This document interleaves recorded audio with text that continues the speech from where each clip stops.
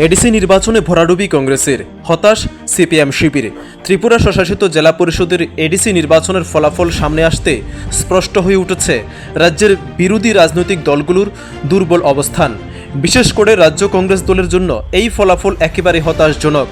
২৮টি আসনের সবকটিতেই কংগ্রেসের প্রার্থীদের জামানত জব্দ হয়েছে, যা দলের সাংগঠনিক দুর্বলতা এবং জনসমর্থনের অভাবকে স্পষ্টভাবে তুলে ধরেছে। রাজনৈতিক বিশ্লেষকদের মতে দীর্ঘদিন ধরে রাজ্য কংগ্রেস তাদের সংগঠনকে শক্তিশালী করতে ব্যর্থ হয়েছে, যার প্রভাব সরাসরি পড়েছে এই নির্বাচনের ফলাফলে। ভোটারদের আস্থা অর্জনে ব্যর্থ হওয়ায় এমন ভরাডুবির অনিবার্য হয়ে উঠেছে বলেই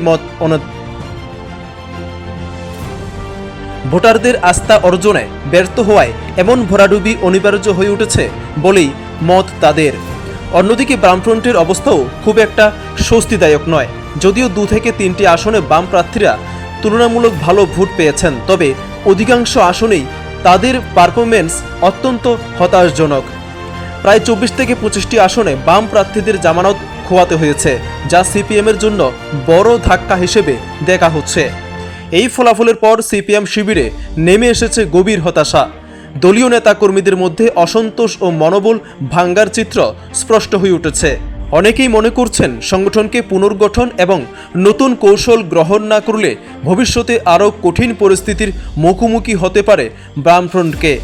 সব মিলিয়ে এডিসি নির্বাচনের এই ফলাফল ত্রিপুরার রাজনৈতিক পরিসরে নতুন সমীকরণের ইঙ্গিত দিচ্ছে।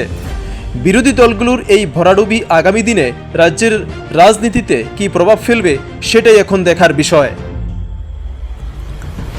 Bureau report, Tripura bulletin.